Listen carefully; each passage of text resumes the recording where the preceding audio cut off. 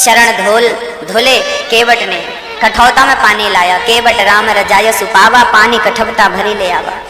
कठौता में पानी लाया, कठौती में पानी नहीं लाया, क्योंकि कठौती स्त्रीलिंग है, बनेगी तो स्त्री बनेगी, चतुर है केवट। बोला कठौता लाता हूँ, कुछ बनेगा तो बेटा बनेगा, नाव चलाने के काम आएगा। कठौता में पानी भर के लाया और चरण धो करके और चरण का जल लेकर के और गांव तरफ जाने लगा। राम जी बोले भैया कहाँ जा रहा उल्टा, नाव इस तरफ तो इस तरफ क्यों जा रहा? केवट बोला प्रभु अभी खड़े रहो, अभी जो आपसे पहले लाइन में लगे थे ना, पहले उनको तो उतार दूं। राम जी बोले यहाँ तो मेरे सिवा कोई है ही नहीं, और किसी उतारने की बात कर रहे हो? केवट बोला प्रभु आपको नजर नहीं आ रहे हैं, पर यहाँ बहुत सारे लोग हैं।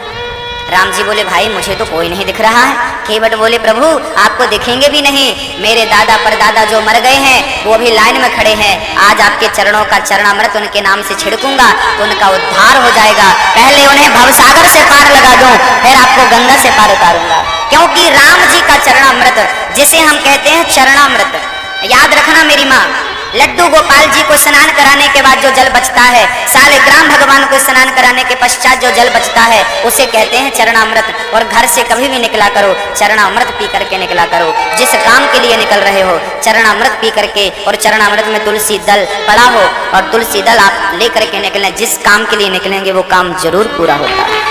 आकाल मृत्यु हरणम सर्व व्याधि विनाशनम विष्णुम पादोदगम पीत्वा पुनर्जन्म न विद्यते। चरणामृत की तो शास्त्रों में इतनी महिमा बताई है कि जो चरणामृत जीवन में एक बार पी लेता है उसका दोबारा जन्म नहीं होता, यह चरणामृत की महिमा है। इसलिए चरणामृत जरूर पीना चाहिए। चरणामृत सबको बांटता है केवट, और नाव में बिठाता है अपने राघव को और चलती है नाव। कितना सौभाग्यशाली है, जगत को पार लगाने वाले भगवान को आज केवट पार लगा रहा है। नाव डगमग डगमग डगमग डगमग डुलाने लगा, भरी नदी में नाव डगमग डगमग, भंवर में नाव फंसने लगी। राम जी बोले जरा संभल के चलाओ भाई, हमें डर लग रहा है केवट जी। केवट बोला प्रभु डरने की बात नहीं है, आप मेरा हाथ पकड़ लो, जल्दी से मेरा हाथ पकड़ लो। केवट बोला मेरा हाथ पकड़ लो। केवट कहता प्रभु आप मेरा हाथ पकड़ लो। केवट तू राम जी का हाथ क्यों नहीं पकड़ लेता? केवट बोला प्रभु यदि मैंने आपका हाथ पकड़ लिया तो मैं संसार का तुच्छ प्राणी हूं, मैं आपका हाथ छोड़ सकता हूं, लेकिन आपने जिसका हाथ पकड़ लिया आप कभी नहीं छोड़ोगे, इसलिए आप मेरा हाथ पकड़ लो, मैं आपका हाथ नहीं। उतर ठाणी भय सुर सरिता श्री राम गोह लखन समेता। राम जी खड़े हो गए। सीता जी ने अपनी अंगूठी उतारी और राम जी को दे दी, बोले उतराई दे दो। केवट बोला प्रभु उतराई दे करके जात मत बिगाड़ो, आप भी केवट हो मैं भी केवट हूँ, मैं आपसे उतराई कैसे ले सकता हूँ दीनानाथ। भगवान बोले देख भाई वो तो सब ठीक है, पर मैं केवट नहीं हूं, मैं क्षत्रिय हूं, मेरी जात खड़ा मत करो। केवट बोला ना आप क्षत्रिय नहीं हो, आप भी केवट हो। राम जी बोले मैं समझा नहीं। केवट बोला मैं समझाता हूं। केवट बोला प्रभु व्यापार करने वाले को क्या कहते हैं? राम जी बोले व्यापारी। व्यापार करने वाला किसी भी जात का हो उसे क्या कहा जाता है? वो किसी भी जात का हो क्या कहते हैं उसे? सोने चांदी का काम करने वाला किसी भी जात का हो क्या कहते हैं उसे? सोनार। केवट बोला सोना चांदी का काम करने वाला किसी भी जाति का हो उसे सोनार कहते हैं, व्यापार करने वाला किसी भी जाति का हो व्यापारी कहते हैं। केवट बोला अरे हम भी पार लगाते हैं, आप भी पार लगाते हो, इसलिए आप और हम एक ही जाति के हो गए, आप और हम केवट हो गए। केवट बोला प्रभु आप मेरे घाट आए, मैंने आपको पार लगाया, मर करके जब मैं आपके घाट आऊं भवसागर से पार लगा देना, यही विनती है। और ये विनती करके केवट चरणों में गिर पड़ा। राम जी आगे गए हैं, चर्चा बड़ी अद्भुत है भक्तों। भरत जी महाराज मिलने आए हैं पिता का संस्कार करके, भाई कैसा हो? भरत जैसा। चरणों में गिर पड़े भरत जी। राम जी की निशानी लेकर जा रहे हैं खड़ाऊ।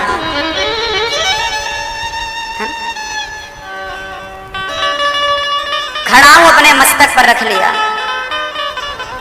काश इतना प्यार आज का भाई कर लेता अपने भाई से तो ये झगड़े की नौबत ना आती। शीश पे खड़ाऊं, शीश पे खड़ाऊं और अखियों में पानी, राम भक्त ले चला रे राम की निशानी।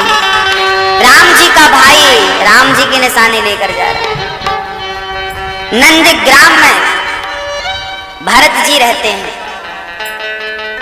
आगे चर्चा बड़ी अद्भुत है। अब मैं आपको कृष्ण कथा की ओर ले जाता हूं, क्योंकि राम कथा कभी पूरी होती ही नहीं है, इस जन्म में भी नहीं और अगले जन्म में भी नहीं। हरि अनंत हरि कथा अनंता, कहे सुनहि बहु विधि सब संता। कलयुग केवल नाम आधारा, सुमर सुमर नर उतरहि पारा। अब भगवान श्री कृष्ण का जन्म हुआ। कल आपने बड़े प्रेम से बधाइयां सुनी। और नंद महल घर लाला जायो, बरसाने से टीको आयो। बरसाने से श्री वृषभानु जी महाराज टीका लेकर के, तिलक लेकर के लाला के पास पहुंचे हैं बधाई देने। नंद बाबा बधाई हो। अरे बुढ़ापे में रबड़ी सी रात में माँ यशोदा ने लड़ुआ सुलाला जायो, बधाई हो। या की तो सकल इतनी नेक प्यारी है कि पूरी जिंदगी सफल है गई। एक बार छोरा को दर्शन कराए दे माँ, एक बार दर्शन कराए दे। सारे ब्रजवासी, सारी गोपियां ग्वालवाल अंदर जा रहे हैं बिना पूछे। ओ छोरा, ओ एक बार दर्शन कराए। मैया बोली ने छोरा को सोएवे तो दो। अरे अभी जाग जावे गो, बड़ो रोए गो, एक बार आराम करने दो, आराम करने दो। सारी गोपियों को बाहर ही रोक रही है माँ यशोदा, और अंदर लाला तब तक जाग गए, रोए भी लगे। ब्रजवासी तो कहते हैं कि नंद बाबा जब भगवान को देखवे गए ना, श्री श्याम सुंदर को देखवे गए, तो ब्रजवासियों ने नंद बाबा को रोक लियो। बाबा ऐसो दर्शन करवे ना मिलेगो, जब तक या को बधाई सबन को ना बांटोगे तब तक या को दर्शन करवे को मिलोगो ना। चलो पहले यमुना में डुबकी लगाओ। सारे ब्रजवासियों ने यमुना में डुबकी लगवाई नंद बाबा को, और बहुत प्यार से ब्रजवासी अपनी गोद में उठा उठा करके नंद के आनंद भयो जय कन्हैया लाल की, हत्ती दीना घोड़ा दीना और दीना पाल की। नंद के आनंद भयो जय कन्हैया लाल की, नंद के आनंद भयो जय। सारे ब्रजवासी अपने कंधे पर बिठाए के नंद बाबा को पूरे ब्रज को परिक्रमा लगवाए रहे हैं, और घर घर जाए करके नंद बाबा बधाई लौटा रहे हैं। बधाई हो, बधाई हो, बधाई हो। जब सबन को दान दक्षिणा दे दियो नंद बाबा ने, तब जाए के अपने छोरा को श्री नंद बाबा ने दर्शन कियो। बड़ी अद्भुत छवि थी श्याम सुंदर। उतना है, और एक वो आई सुपर्खा, हमसे विवाह कर लो। उसको तो और शर्म नहीं आई। शादीशुदा है, विद्युत जेहवा नाम का उसका पति था, रावण के हाथों मारा गया था। सुपर्खा कह रही है मेरे से शादी कर लो। तो सम पुरुष नमोसम नारी, यह संयोग विधि रचा विचारी। तुरंत भगवान राम ने ब्रह्मा जी से कहा इससे हमारा विवाह कब लिखा। ब्रह्मा जी ने कहा नाना प्रभु, हमने तो सीता के संग आपका विवाह लिखा और किसी के संग नहीं लिखा, तो फिर ये क्यों बोल रही है कि आपके साथ मेरा विवाह है। ब्रह्मा जी बोले प्रभु ये एकदम झूठ बोल रही है, आपका इससे कोई विवाह मैंने नहीं लिखा। पूतना क्या बोल रही है, यह संयोग विधि रचा, मतलब विधि मतलब विधाता ने आपका और हमारा विवाह लिखा है। राम जी ने कहा देख भाई, हमारे से तो विवाह कर नहीं पाएगी, क्योंकि हमारी तो सीता है। एक काम करो, हमारा भाई खड़ा है वहां, आप उसके पास चले जाओ। यदि वो तैयार हो जाए तो फिर विवाह कर लो, क्योंकि राजकुमारों के तो उस जमाने में 2 4 6 विवाह हो जाते थे। एक हो चुका उसका, एक और हो जाएगा। जा सुपर्खा चली, सोना लक्ष्मण तुम्हारा भाई कुछ ठीक नहीं, लेकिन तुम उससे भी अच्छे हो, तुम कहो तो मैं तुम्हारे संग विवाह कर लूं, तुम्हारी अर्धांगिनी बन जाऊं। लक्ष्मण जी ने कहा मेरी अर्धांगिनी बनोगी तो मैं राम का सेवक हूं, तुम्हें भी सेविका बनना पड़ेगा, सीता मैया के कपड़े धुलने पड़ेंगे। बोलो मंजूर है। सुपर्खा बोली ना, मैं वस्त्र नहीं धुल सकती, क्योंकि उस जमाने में वॉशिंग मशीन की कोई सेवा नहीं थी। तो सुपर्खा बोली ना ये काम मेरे बस का नहीं है, मैं कपड़े नहीं धुल सकती। लक्ष्मण जी बोले वो तो धुलना पड़ेगा। राम जी के मैं धुलता हूँ, सीता जी क्या धुलना, कर लो शादी हमसे। सुपर्खा बोली नहीं। तो लक्ष्मण जी ने बोले एक काम करो, फिर राम जी से शादी कर लो, तो फिर मैं आपकी सेवा में लग जाऊंगा। चली गई राम के पास। सुनो आपका भाई ठीक नहीं है, टेढ़ी टेढ़ी बात कर रहा है, कपड़े पड़े धुलने की बात कर रहा है, आप अच्छे हो, आप मेरे से विवाह कर लो। राम जी बोले देख विवाह तो मेरा हो गया है, एक बार और ट्राई कर लो लक्ष्मण जी से, साधु मान जाए। अच्छा ठीक है, वो चली गई। थोड़ी देर वहां यहाँ यहाँ परेशान हो गई, लेकिन इतनी बेशरम थी कि वो पीछा नहीं छोड़ रही थी। यहाँ वहां जाना पसंद था, लेकिन वो पीछा नहीं छोड़ रही थी। ऐसी नारियां आज भी सुपर्खाएं हैं, आज भी सुपर्खा मरी नहीं, क्योंकि उसकी नाक कान काटी, मारा छोड़ी था, तो आज भी नक कटी है। सुपर्खा की नाक ही क्यों काटी लक्ष्मण जी ने, इसलिए काटी कि हाथ पांव काट लेते तो उसे बताना पड़ता, फलानी जगह गए थे तो वहां हाथ काट लिया, पांव काट लिया। लेकिन नाक काटी तो किसी को बताना नहीं पड़ेगा कि मैं गई कहाँ थी, लोग देखते समझ जाएंगे कि नाक कटाने ही गई थी। इसलिए सीधा नाक लक्ष्मण जी ने काटी, ताकि इसको अपना बार बार परिचय न देना पड़े कि मैं कहाँ गई थी। तो बताइए, आज भी सूपड़खां है कि नहीं है? हर 2-4 गली में एक मिल जाएगी। पहचान मैं बताता हूं, आप पहचान लेना। सूपड़खाओं के सबसे बड़े लक्षण क्या है? सूपड़खा कह रही है कि मैं कुंवारी हूं, जबकि उसकी शादी हो चुकी थी। राम जी ने पूछा कौन हो? बोले मैं सुंदरी हूं। शादी हो गई? नाना मैं तो कुंवारी हूं। शादी के बाद भी जो अपने आप को कुंवारा दिखाने की कोशिश करे, यही सूपड़खा की भतीजी है। शादी के बाद भी अपने आप को कुंवारा, जैसे आजकल हमारी माता बहनें शादी के बाद भी मांग भरने में शर्म आती है, हो जाती है शादी। आज जितनी नई नई दुल्हन हैं, इनको आप देखिएगा, एक हाथ में यहां तक चूड़ी पहनती हैं और दूसरा हाथ पूरा खाली होता है। क्यों खाली है? फैशन है, आग लगे ऐसे फैशन में। पूछना कभी अपनी दादी अम्मा से, अपनी नानी से, नारी का सुहागन के बाद, शादी के बाद यदि हाथ खाली है, चूड़ी नहीं है, उसे अच्छा नहीं माना जाता, दुर्भाग्य माना जाता है।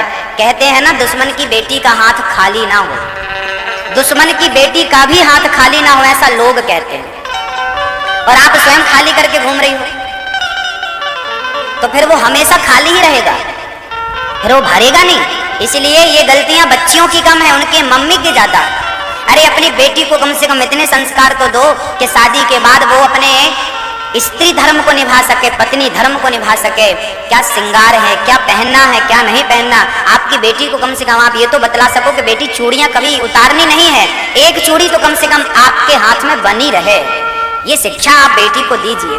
पहले हमारी माताएं चूड़ियां बदलती थी ना, तो पूरी चूड़ियां नहीं उतारती थी, लास्ट में एक छोड़ देती थी। वो काले कलर की चूड़ी, लाल कलर की चूड़ी जो माता जी को चढ़ती है चुनरी में, वो चूड़ियां एक आध पड़ी रहती थी एक्स्ट्रा। लेकिन आजकल बहुत खराब लगता है लोगों को, यार फैशन में बिगड़ रहा है ये, इसको थोड़ा अलग करो। फिर जब उतारती है ना तो पूरा हाथ खाली हो जाता है, ये अच्छा नहीं है। निवेदन कर सकता हूं मैं, मानना ना मानना आपका काम, क्योंकि सूपड़खां तो राम के जमाने में भी थी, तो कलयुग में भी तो रहेंगी ना, जाएंगी कहाँ? सूपड़खाओं से देश खाली तो हो नहीं सकता, क्योंकि राम की जरूरत बाद में पड़ती है, रावण की जरूरत पहले पड़ती है। क्योंकि रावण ना होता तो राम भी ना होते, तो रावण पहले आया, रावण के कारण राम जी आते हैं। तो भाई पहले बुराई फिर अच्छाई, बुराई जब हावी हो जाती है ना तब अच्छाई आकर के उसके ऊपर हावी होती है। तो पहले बुराई का पांव पसरेगा। जब जब होए धर्म के हानि, बाढ़े असुर अधम अभिमानी, परित्राणाय साधूनां विनाशाय च दुष्कृताम्, धर्म संस्थापनार्थाय संभवामि युगे युगे। सूपड़खाओं से सावधान रहिएगा। एक जगह मैं गया, एक बेटी मेरे पास आई, माँ बोली महाराज जी आशीर्वाद दो, अभी पिछले महीने शादी थी। हमने कहा ये शादी हो गई इनकी? हाँ हो गई। हमने कहा शादी हो गई और ये लग ही नहीं रही कि इनकी शादी हो गई। नहीं नहीं महाराज जी, वो अभी क्या नई नई शादी हुई ना, तो मंगलसूत्र पहनने में शर्म आ रही है, वो टंगा मंगलसूत्र। हमने कहा भगवान साक्षात सूपड़खा है, साक्षात है। शादी हो गई और मंगलसूत्र खूंटे में टंगा है, ये दुर्भाग्य है।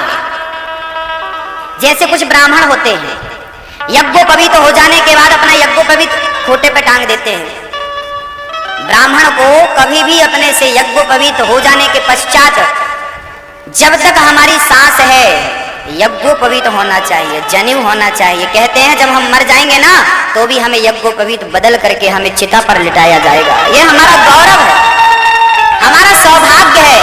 हमें यज्ञोपवीत के पश्चात ही द्विज कहा जाता है। उत्तम ब्राह्मण वह है जो यज्ञोपवीत का पालन करे, उस नियम का पालन करे, उन मर्यादाओं का पालन करे, वो ब्राह्मण है।